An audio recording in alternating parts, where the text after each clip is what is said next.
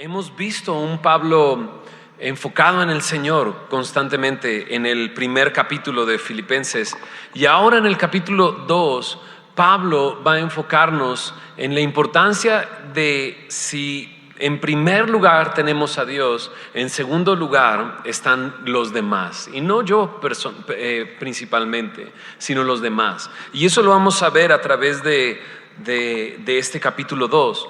El día de hoy estaremos viendo solamente los primeros 11 versículos y después iremos avanzando. Así es que, ¿por qué no leemos estos primeros 11 versículos y oramos y ponemos este tiempo en manos del Señor? Dice así en Filipenses 2, verso 1: Por tanto, si hay alguna consolación en Cristo, si algún consuelo de amor, si alguna comunión del Espíritu, si algún afecto entrañable, si alguna misericordia, completad mi gozo, sintiendo lo mismo, teniendo el mismo amor, unánimes, sintiendo una misma cosa. Nada hagáis por contienda o por vanagloria, antes bien con humildad, estimando cada uno a los demás como superiores a él mismo, no mirando cada uno por lo suyo propio, sino cada cual también por lo de los otros.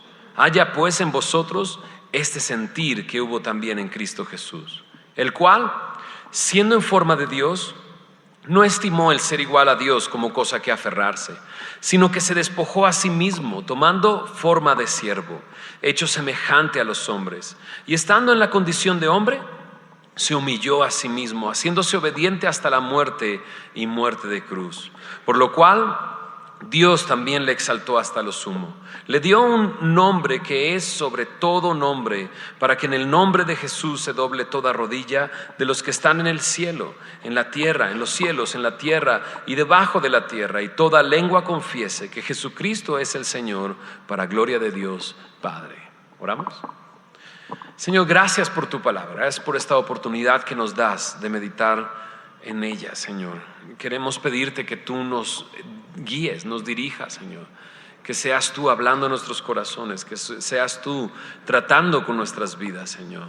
Sabemos que tú quieres transformarnos, que tú quieres ser tu imagen en nosotros, Señor, y el día de hoy queremos descansar en ti, confiando en que tú tienes aquello que necesitamos para este día, Señor. Ponemos este tiempo en tus manos, Señor, rogándote que tu palabra pueda encontrar buena tierra, Señor, de tal manera que podamos dar fruto, Señor, para tu honra y para tu gloria, Señor. Ponemos este tiempo en tus manos, en el nombre de Jesús. Amén, amén. Filipenses 1 se centró en el gozo de Pablo, ¿no? Constantemente habla él de cómo se goza al recordar a los filipenses, cómo se goza incluso cuando otras personas están predicando a Cristo, y ahora vuelve a hablar de este gozo, y lo que pide a los filipenses es completar el gozo. Dice ahí en el verso 2: completad mi gozo, ¿no? Y esta sección de Filipenses capítulo 2 está unida a los últimos versículos del capítulo anterior, porque de repente el capítulo 2 comienza diciendo por tanto, ¿no? Y siempre que encontramos una frase como tal es porque está unida a lo anterior. Y sí, en Filipenses 1:27, mira lo que dice Filipenses 1:17: solamente que os comportéis como es digno del evangelio de Cristo, para que o sea que vaya a veros o que esté ausente, oiga de vosotros que estáis firmes en un mismo espíritu, combatiendo unánimes por la fe del evangelio, ¿no? Firmes en un mismo sentir, combatiendo unánimes. Y esto está ligado completamente a lo que dice Pablo va a completar su gozo, que es que sintiendo lo mismo, teniendo el mismo amor, unánimes, sintiendo una misma cosa, ¿no?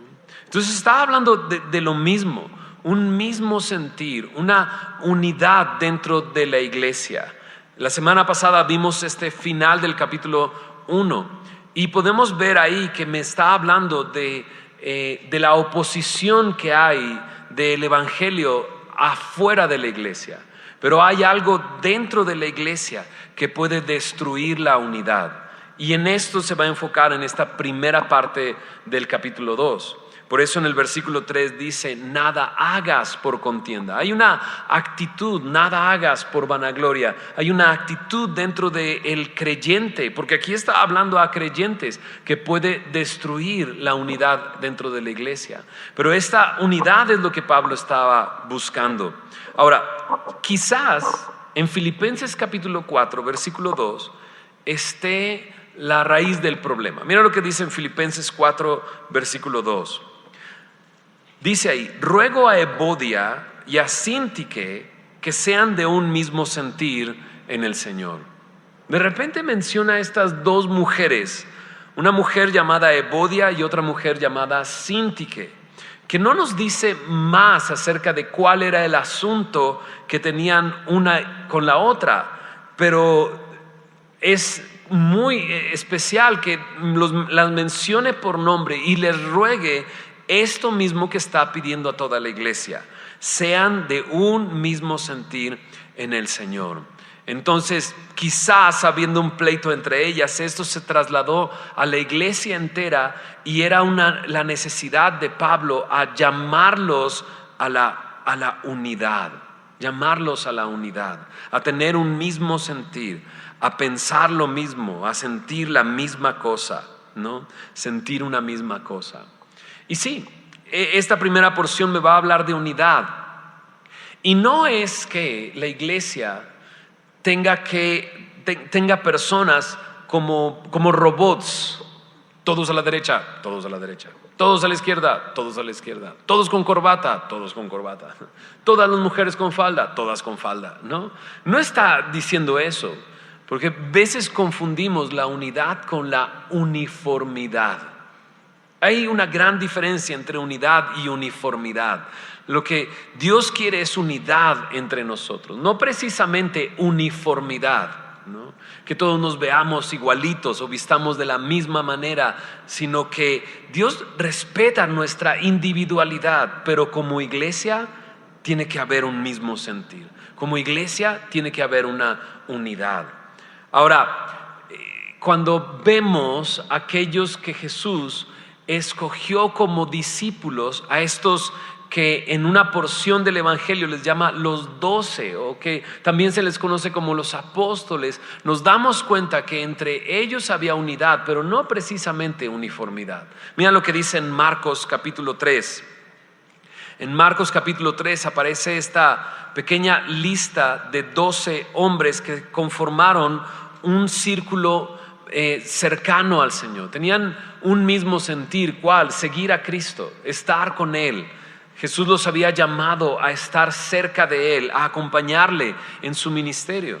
Pero cuando empiezas a ver quiénes son, encuentras que hay diferencias entre ellos. No son igualitos. Mira, por ejemplo, ahí dice en Marcos capítulo 3, verso 16, que había escogido a estos. Dice en versículos atrás, dice en el verso 14, estableció a 12 para que estuviesen con Él y para enviarlos a predicar. Tenían un mismo sentir, estar con el Señor, tenerlo a Él. Okay. Este se movía, ¿va? Estar con Él, pero no eran igualitos. Mira lo que dice ahí en el verso 16.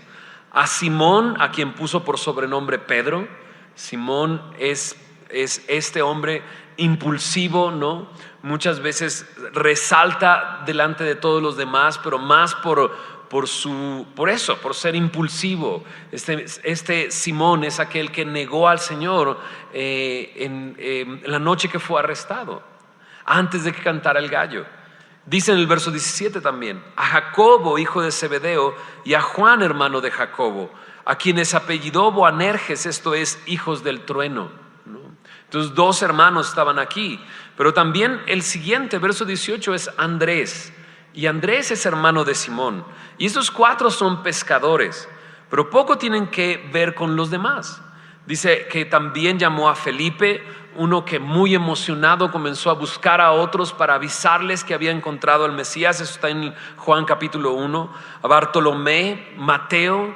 Mateo es interesante porque Mateo era un cobrador de impuestos. que estaba sentado en el tributo público, cobrando impuestos y muy probablemente cobrando impuestos a Simón y a Andrés y a Jacobo y a Juan, quizás en el lago de Galilea, ¿no?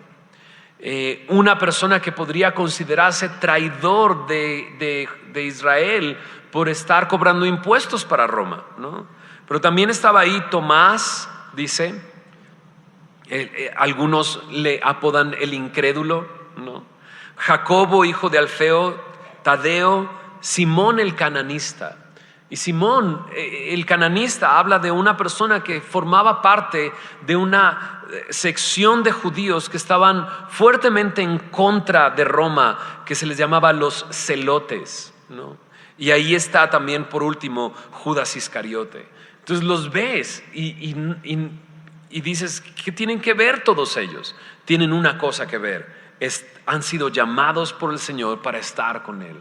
Y hay caracteres completamente opuestos entre Mateo, que era considerado traidor de Israel por servir a Roma, y Simón el cananista. ¿Te imaginas? Seguro se conocían, ¿no? Pero ahora estaban en un mismo sentir. Unidad no significa uniformidad, y Pablo lo que está buscando es esta unidad dentro de la iglesia de Filipos. Y como veíamos, quizás Filipenses 4:2 nos da la razón de esta división que había entre ellos. Y en este capítulo 2 nos va a dar razones para esta unidad, nos va a dar la forma de buscar esa unidad, y por último nos va a dar un gran ejemplo en el Señor Jesús, en el versículo 5 al 11. Entonces vamos a ver solamente esta porción del verso 1 al 11, como Pablo llama a la unidad, y de esta forma, dice él, van a completar mi gozo. Pero comencemos por las razones para esta unidad. En el verso 1 del capítulo 2 dice: por tanto, si hay alguna consolación en Cristo, si algún consuelo de amor, si alguna comunión del Espíritu, si algún afecto entrañable, si alguna misericordia.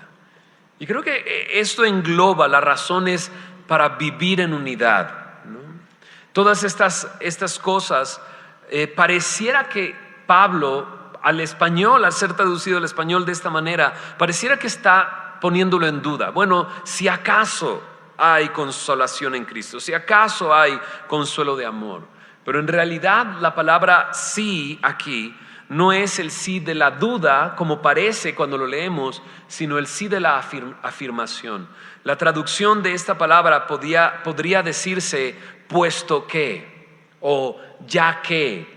Y entonces cuando lo lees de esa manera nos da suficientes razones para buscar esta unidad.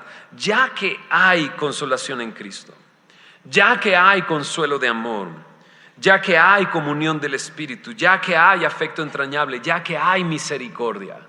Les recuerda que es vivir en una iglesia, en comunión. Y creo que de repente esta porción podría decir, claro, la persona que ha creído en el Señor ha encontrado consolación en Cristo, ha encontrado consuelo de amor, ha encontrado comunión del Espíritu. Y podríamos enfocarnos en esta perspectiva personal, y así es, ¿no?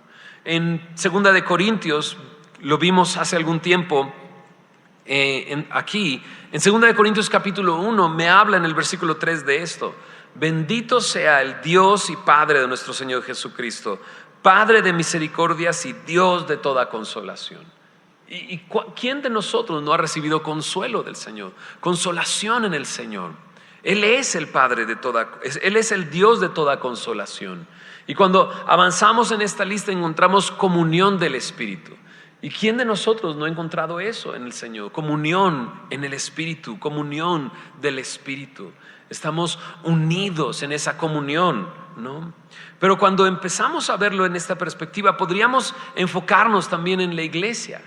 Dentro de la iglesia hemos encontrado también estas cosas: consuelo, consolación, comunión, afecto entrañable, misericordia. Aun cuando aquí me dice es el Padre de misericordia, hemos encontrado también estas cosas entre nosotros, entre los hermanos. De hecho, ahí en 2 de Corintios 1, en el versículo 4, dice así: el cual nos consuela en todas nuestras tribulaciones, para que podamos también nosotros consolar a los que están en cualquier tribulación, por medio de la consolación con que nosotros somos consolados por Dios. Porque de la manera que abundan en nosotros las aflicciones de Cristo, así abundan también por el mismo Cristo nuestra consolación. Pero si somos atribulados es para vuestra consolación y salvación. O si somos consolados es para vuestra consolación y salvación, la cual se opera en el sufrir las mismas aflicciones que nosotros también padecemos. Y nuestra esperanza respecto a vosotros es firme, pues sabemos que así como sois compañeros en las aflicciones, también lo sois, ¿en qué dice? En la consolación. En realidad Pablo también está hablando de esto como algo que han recibido unos y otros. En realidad, cuando somos consolados por el Señor, nos ha consolado para poder consolar a otros. Cuando Él ha tenido misericordia de nosotros, nos ha tenido misericordia para que nosotros mostremos también esa misericordia. ¿Y qué me dices en Primera de Juan, en el capítulo 1, cuando Juan está hablando acerca de Cristo? En el verso 3 dice: lo que hemos visto y oído, esto os anunciamos, para que también vosotros tengáis comunión con nosotros.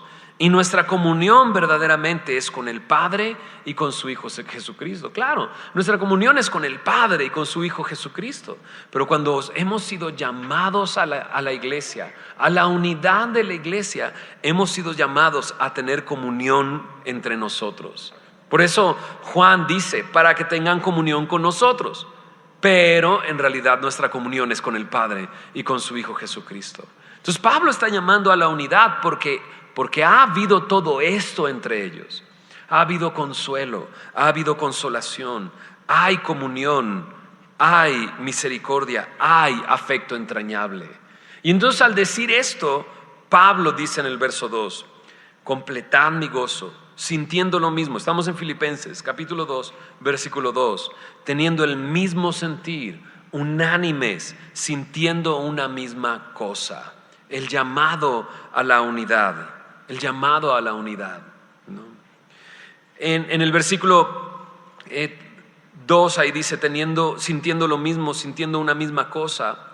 En el versículo 27 me habla de estar firmes en un mismo espíritu, combatiendo unánimes por la fe del evangelio. Me está hablando de esta unidad. En el verso 5 me dice: haya pues en vosotros este sentir que hubo también en Cristo Jesús. Este mismo sentir, sentir lo mismo, tener el mismo amor, unánimes, es el sentir de Cristo. Y está a punto de darnos un buen ejemplo, el más grande ejemplo de buscar esta unidad, ¿no? Piensa en esto: estábamos separados de Dios. ¿Por qué? Por nuestro pecado. Y lo que vino Jesús a hacer es unir estas dos cosas que estaban separadas y unirnos con el Señor. Entonces, al seguir el ejemplo de Cristo, ¿no?, vamos a tener esa unidad. Pero antes de decirnos el sentir de Cristo, nos dice cómo se ve ese buscar la unidad entre nosotros. Verso 3 y 4 dice: nada hagas por contienda o por vanagloria, antes bien con humildad, estimando cada uno a los demás como superiores a él mismo, no mirando cada uno por lo suyo propio, sino cada cual también por lo de los otros. Y nos dice la forma. Cuando dice la Biblia nada hagas, significa nada hagas. Nada hagas, dice, por contienda. Nada hagas por vanagloria.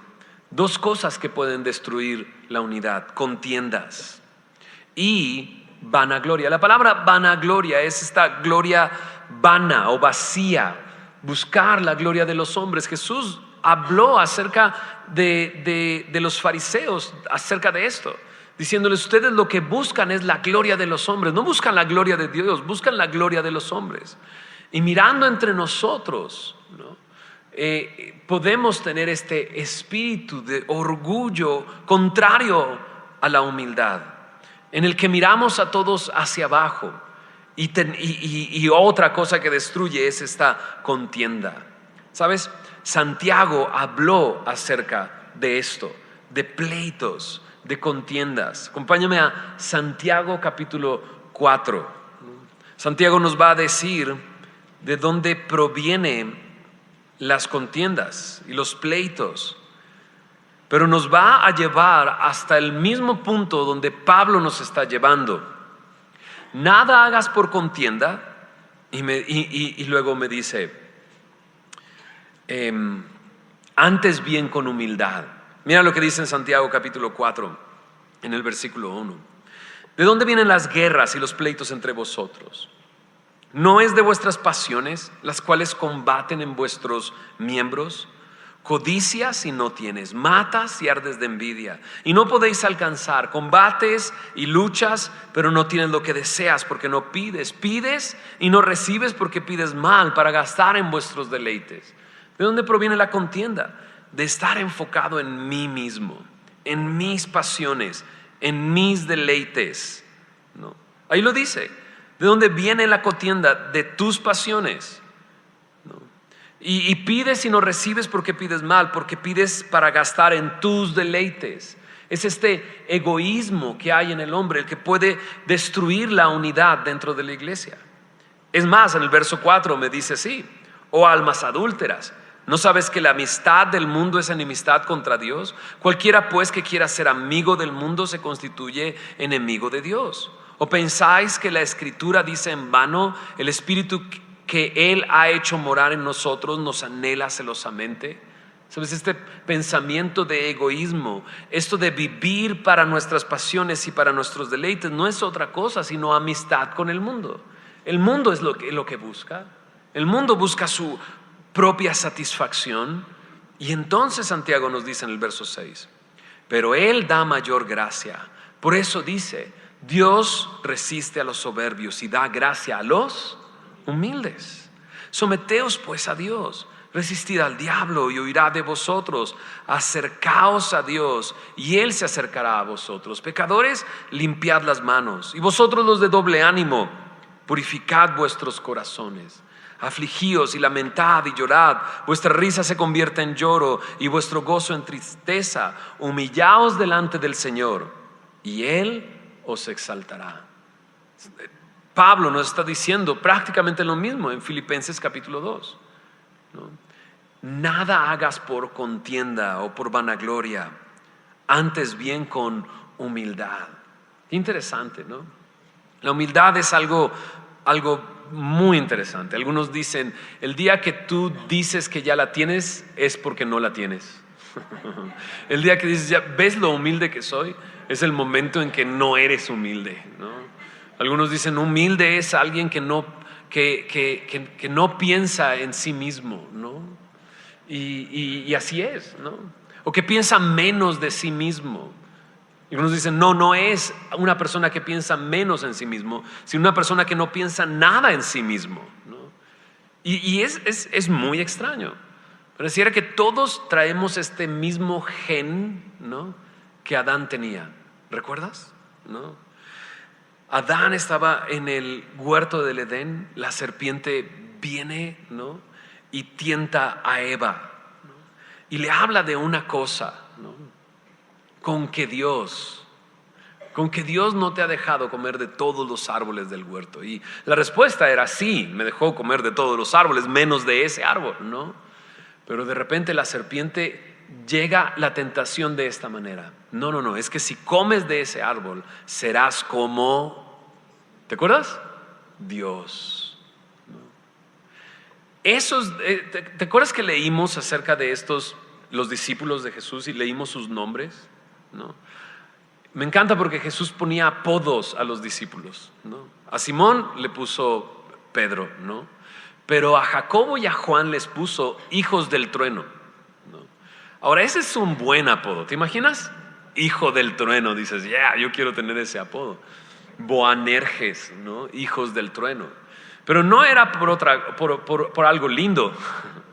Juan y Jacobo los ves a través de su caminar en Cristo, siempre buscando el lugar de honor, ¿no? Incluso llega un momento en que la mamá de Juan y Jacobo se acerca con Jesús y le dice: oye, ¿no podrían mis hijos estar uno a tu derecha y otro a tu izquierda? ¿No?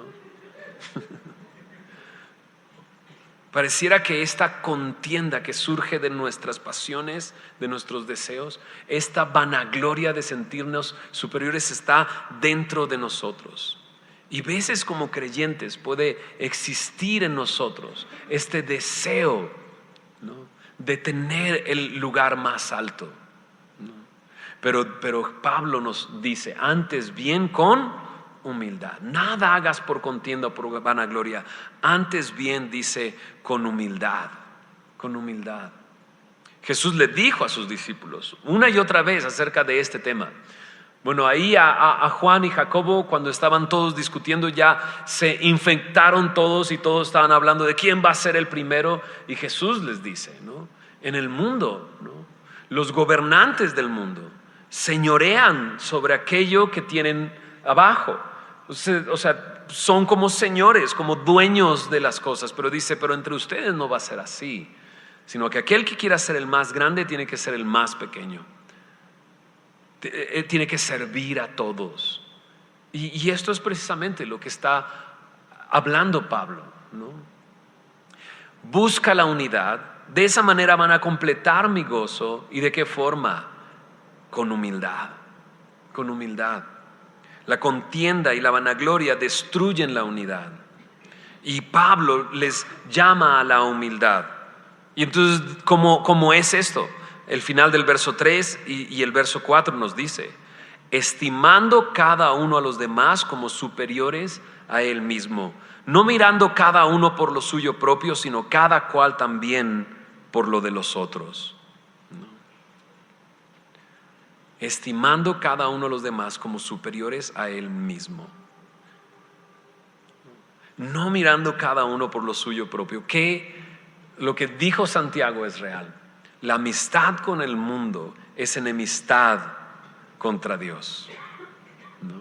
Porque el mundo es totalmente lo contrario, ¿no? Tú tienes que pararte como líder, tú tienes que dar órdenes, tú tienes que decirle a la gente qué es lo que tiene que hacer, ¿no? Tú eres el más grande, ¿no? Suena muy tierno, pero suena tierno lo que voy a decir.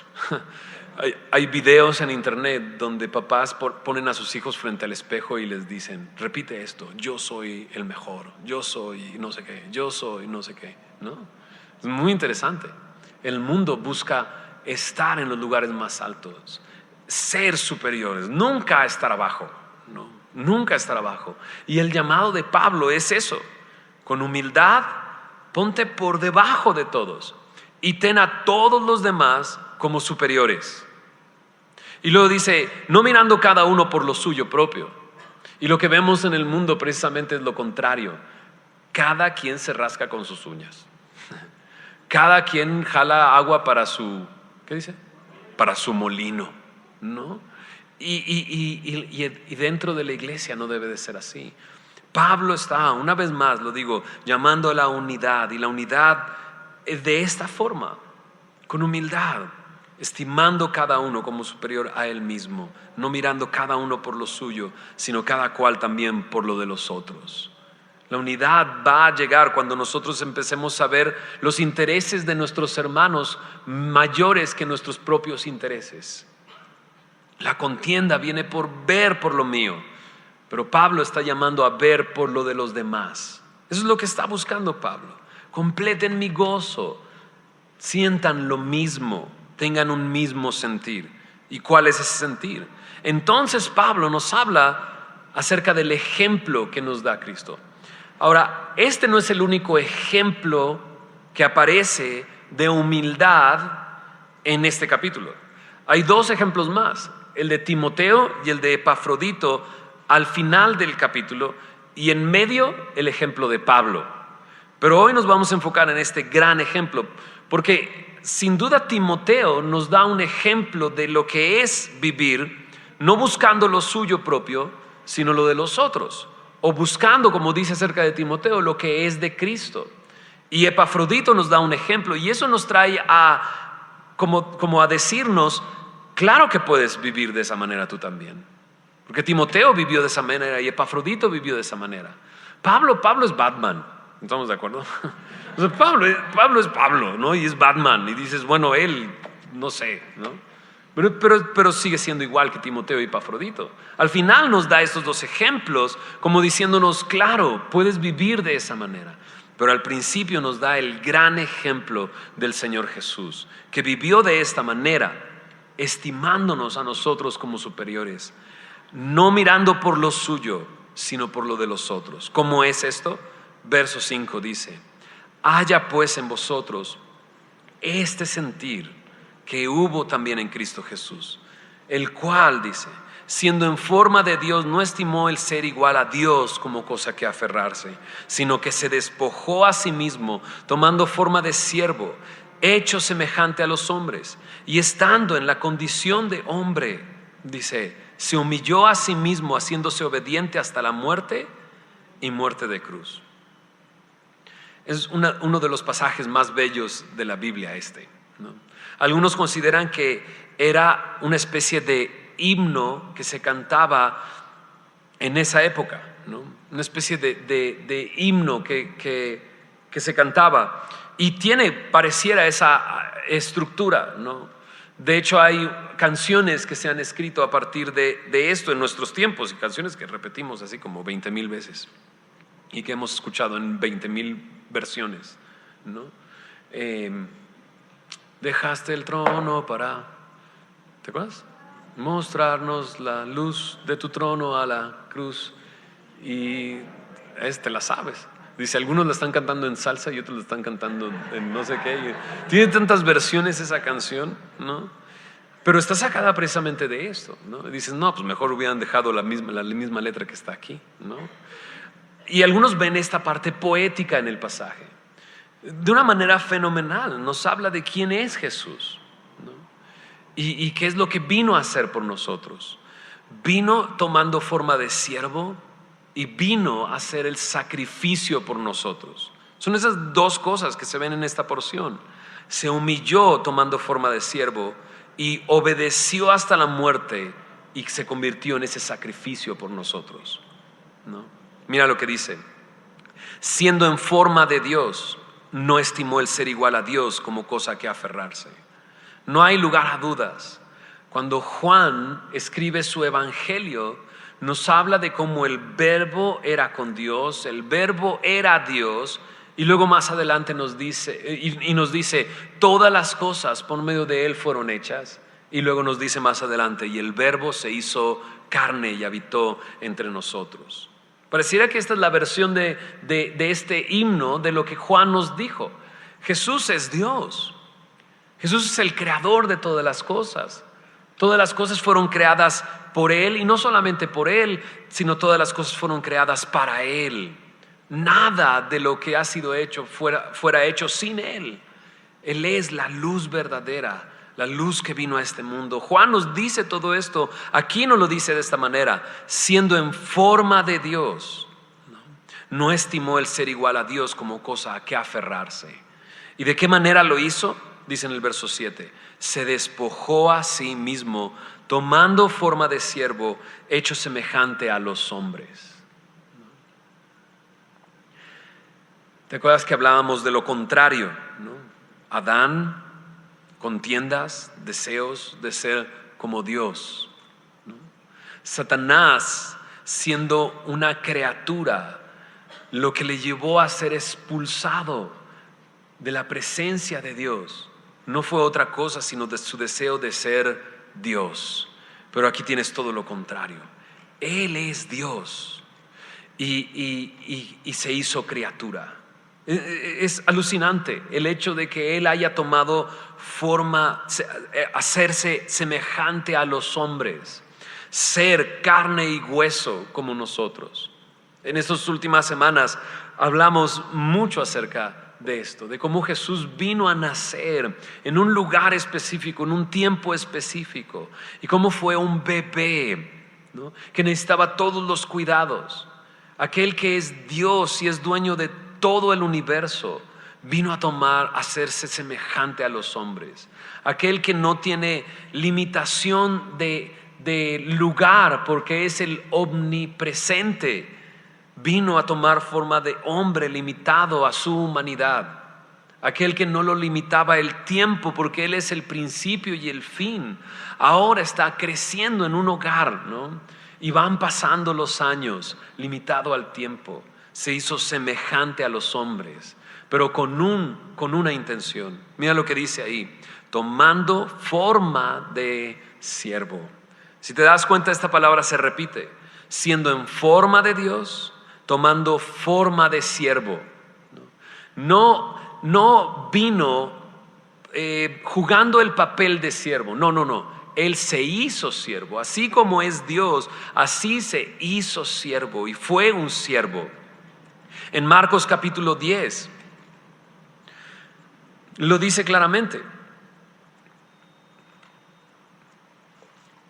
En Marcos capítulo 10, versículo 45, dice: porque el Hijo del Hombre no vino para ser servido, sino para servir y para dar su vida en rescate por muchos. Él vino como siervo. Esas son palabras del mismo Jesús. Ahora, qué interesante, los versículos anteriores me hablan precisamente de aquello que estábamos diciendo nosotros, acerca de cómo ellos buscaban el primer lugar, ¿no? Es el momento en el que le dicen Jacobo y Juan: queremos estar a tu lado, sentarnos uno a la derecha, otro a la izquierda, ¿no? Y dice que cuando lo oyeron comenzaron a enojarse con Jacobo y Juan. Y es precisamente donde Jesús dice: no, el que quiera hacerse grande entre vosotros será vuestro servidor. Y entonces dice él: porque yo estoy aquí como siervo. No he venido para ser servido, sino para servir y para dar mi vida en rescate por muchos. Jesús hablando de sí mismo como el Hijo del Hombre. Jesús se tomó forma de siervo. Pero no fue solamente a eso, sino ahí mismo en Marcos 10:15, la segunda parte dice: y para dar su vida en rescate por muchos. Y el versículo 8 en Filipenses 2 me lo dice: y estando en la condición de hombre, se humilló a sí mismo, haciéndose obediente hasta la muerte y muerte de cruz. Jesús fue a la cruz pagando nuestros pecados. Lo dice en Marcos 10:45, para dar su vida en rescate por muchos. Él fue la sustitución nuestra. Él vino como propiciación para tomar nuestro lugar. Lo que nosotros merecíamos, Él siendo obediente lo vivió. Murió en nuestro lugar, murió en la cruz. ¿Viste lo que dice? Haciéndose obediente. Haciéndose obediente. Aquel que es Dios y que el mundo entero le obedece, se limitó al cuerpo de un hombre, siendo en forma de siervo y ahora siendo obediente. Obediente hasta la muerte y muerte de cruz. Este es el gran ejemplo de humildad. Lo que Pablo le está pidiendo a la iglesia en Filipos no es otra cosa sino seguir el ejemplo de nuestro Salvador, el ejemplo de Jesucristo, el cual a través de su servicio y su sacrificio nos vino a unir con el Padre. Aquello que estaba suelto se ha unido en Él, haciendo la paz mediante la sangre de la cruz, ¿no? Y nos damos cuenta, esta unidad, siguiendo los pasos de Jesús, es humillándonos, es sirviendo, es estando dispuesto a entregar mi vida por mis hermanos. Y luego dice en el verso 9 al 11: por lo cual Dios también le exaltó hasta lo sumo, le dio un nombre que es sobre todo nombre, para que en el nombre de Jesús se doble toda rodilla, de los que están en los cielos y en la tierra y debajo de la tierra, y toda lengua confiese que Jesucristo es el Señor. Dice al final, ¿para qué? Para gloria de Dios Padre. Se humilló, se hizo siervo, fue sacrificio por nosotros y le dio la gloria a Dios Padre. Qué increíble. Ese es el llamado que Pablo le está haciendo a los filipenses. Completen mi gozo, sientan una misma cosa, siguiendo el ejemplo del Señor Jesús, humillándonos, viviendo una vida de servicio, viviendo una vida entregada a los demás y viviendo una vida para la gloria de Dios Padre, ¿no? Acompáñame a Juan 13. En Juan capítulo 13 es como muy lógico caer en este capítulo después de haber leído Filipenses capítulo 2 y el sentir de Cristo, ¿no? Porque en Juan capítulo 13 describe una escena donde Jesús, sabiendo de dónde venía y a dónde iba, tomó una decisión que iba a marcar a sus discípulos y que debe de marcar nuestras vidas el día de hoy. En Juan capítulo 13 se describe este momento en el que Jesús lava los pies de sus discípulos. Y dice que estando en esta cena, ¿no?, dice en el primer versículo: como había amado a los suyos que estaban en el mundo, los amó hasta el fin. Este servicio del Señor Jesús, esto que está a punto de hacer, es por amor. No solamente esto que está a punto de hacer, que es lavar los pies de los discípulos, haciéndose un siervo, sino también el final de esto que comienza en el capítulo 13, que es la muerte del Señor Jesús. Por amor fue a la cruz. Y luego dice en el versículo 3 que sabiendo Jesús que el Padre le había dado todas las cosas en las manos y que había salido de Dios y a Dios iba, sabiendo quién era y qué venía a hacer, teniendo la certeza de que iba a estar con el Padre porque había salido del Padre, se levantó, dice en el verso 4, de la cena, se quitó su manto, tomando una toalla se la ciñó, puso agua en un lebrillo, comenzó a lavar los pies de los discípulos y a enjugarlos con la toalla con que estaba ceñido.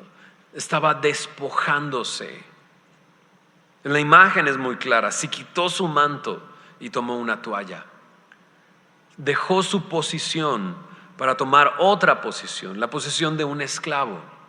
Lavar los pies de los discípulos, lavar los pies de una persona que llegaba a tu casa, era la labor del esclavo de más baja categoría en esa casa. Y era una hospitalidad para aquel que visitaba la casa, ¿no? Y Jesús estaba haciendo esta labor. Estaba mostrándole a los discípulos qué es el servicio. Y comenzó a lavar los pies de los discípulos. No se metió abajo de la mesa, ¿no? Porque uno pensaría, pues están en una cena, pues se metió abajo de la mesa. O le pidió a los demás que voltearan su silla para entonces lavar los pies, pero no es así. La posición en la que se sentaban o la condición de una mesa en ese tiempo hacía que los pies siempre quedaran hacia atrás, porque se sentaban en el piso, ¿no? Las mesas eran bajitas y se recargaban con un codo sobre una especie de cojín o algo así. Y los pies quedaban hacia afuera de la mesa, ¿no? Entonces cuando comenzaba alguien a lavarte los pies, realmente no lo estabas viendo y no lo volteabas a ver, quedaba completamente fuera de tu vista. Y así ese siervo pasaba de manera desapercibida dentro de la cena. Y Jesús comienza a hacer esto, humillándose y lavando los pies de sus discípulos. Y tú conoces la historia, y voy a pasarme esta parte donde Simón, ¿no?, o Pedro le dice: ¿tú me lavas los pies? No, ¿cómo que me vas a lavar los pies? Y luego Jesús dice: pues si no te lavo, no tienes parte conmigo, ¿no? Incluso le dice: lo que hago ahorita no lo comprendes, pero lo vas a comprender después. Interesante, ¿verdad? Entonces cuando Pedro le dice a Jesús: no tienes parte conmigo, le dice: no, entonces no nada más mis pies, mi cabeza, mi cuerpo, todo, ¿no? Y ahí está azotándose Simón, ¿no? Pero ya termina de hacerlo y termina esta escena con Pedro, y en el verso 12 dice: así que después que les hubo lavado los pies, tomó su manto, volvió a la mesa y les dijo: ¿sabéis lo que os he hecho? Vosotros me llamáis maestro y señor, y decís bien, porque lo soy. Pues si yo, el Señor y el Maestro, he lavado vuestros pies, vosotros también debéis lavaros los pies los unos a los otros. Porque ejemplo os he dado, para que como yo os he hecho, vosotros también hagáis. De cierto os digo, El siervo no es mayor que su señor, y ni el enviado es mayor que el que le envió. Si sabéis estas cosas, bienaventurados seréis, ¿qué dice? Si las hiciereis. Y solamente me pongo a pensar en esto. Pablo, llamando a la humildad, llamando a dejar toda contienda y vanagloria a un lado, ¿no? Llamando a estimar a los demás como superiores y dando este ejemplo en Cristo, y luego juntarlo con esta escena y diciendo: Jesús, les he dado un ejemplo para que así hagan ustedes. Y les dice: bienaventurado seréis si las hicieres. Completa mi gozo, siente una misma cosa, ten un mismo amor. Pablo nos está enfocando entonces, primero es Dios, pero después los demás. Una vida de servicio y de sacrificio es una vida de gozo. Es una vida de gozo. Y nos pone este gran ejemplo de nuestro Señor. Pues si Él, siendo el Maestro y Señor, lo hizo, nosotros sigamos su ejemplo. Seremos bienaventurados si lo hacemos. ¿Por qué no oramos? Y le pedimos al Señor: Señor, ayúdame a identificar si hay orgullo en mí. Ayúdame a identificar si vengo así, en contienda. Ayúdame a identificar si simplemente me estoy midiendo con los demás y busco la gloria de los hombres, ¿no? Y también pidámosle: Señor, ayúdanos a ver esa escena como la vieron tus discípulos, a verte a ti sirviendo y entregando tu vida, y ayúdame a seguir tu ejemplo. ¿Oramos? Señor, gracias por tu palabra, Señor. Gracias por esta oportunidad que nos das de meditar en ella y de conocer más de tu voluntad para nuestras vidas. Y Señor, y tú nos estás llamando, Señor, a la unidad, llamándonos a vivir de tal manera que no busquemos lo nuestro, sino busquemos lo de los demás. Señor, ayúdanos a identificar si hay contienda en nosotros, si hacemos las cosas por contienda, buscando nuestra propia satisfacción, buscando nuestros propios deleites y nuestras propias pasiones. Ayúdanos a alejarnos del mundo y a humillarnos delante de ti. Señor, ayúdanos a identificar si lo que buscamos es la gloria de los hombres, esta gloria pasajera, esta gloria vacía. Y trae arrepentimiento a nuestro corazón. Señor, entre nosotros hemos encontrado consuelo, afecto entrañable, misericordia, comunión en el Espíritu. Señor, muéstranos tu ejemplo. Así como los discípulos te vieron en ese momento en que sin buscar nada, Señor, lavaste sus pies para dar un ejemplo. Señor, queremos seguir tu gran ejemplo. Queremos vivir vidas de servicio y de sacrificio que traigan gozo a nuestras vidas, Señor. Haz tu obra entre nosotros, Señor. Muéstranos aquello que quieres, Señor, traer a nuestro corazón. Atraviesa nuestro corazón y permítenos, Señor, seguir tu ejemplo, Señor. Gracias por tu palabra, Señor, y gracias por este tiempo. En el nombre de Jesús.